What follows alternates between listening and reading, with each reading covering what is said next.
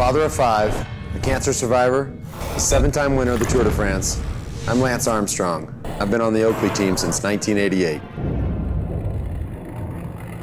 Obviously, we have to work hard as athletes. We have to surround ourselves with the best people. That's coaches or trainers or teammates. I've relied a lot on those people in order to really take an average program and make it great. In the sport of cycling, you have 9 people that do the Tour de France on one team. So you could be a great rider and have 8 average people and you never win the Tour. So those people also have to be at a high level and raise their game. When I was a kid, I always thought that the physical part was all that mattered and the mental stuff, you know.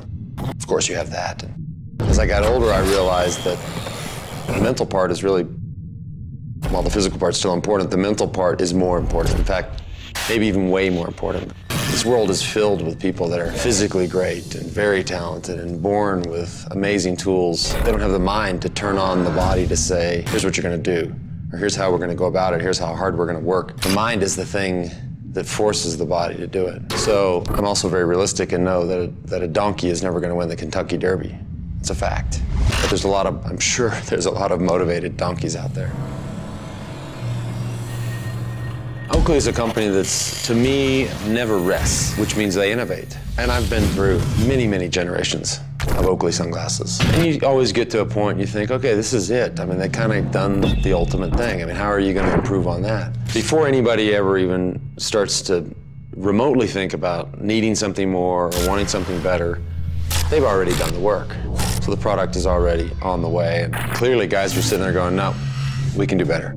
We got to improve on this. Whether it's the optics, whether it's the weight, whether it's the function, whether it's the durability in tough conditions. No moss growing on those guys. I think we all have those moments in our life where we're sort of backed into a corner or scared. And, you know, you have to try not to be scared or try to be what we call brave. Because it's really stress. I mean, that's all that is stress. How you deal with stress. Stress of a race, stress of an illness. You're told that you may not make it. Then you have to look at those things and go, how do I cope with this? So in that sense, bravery would just be about coping with the hand you've been dealt.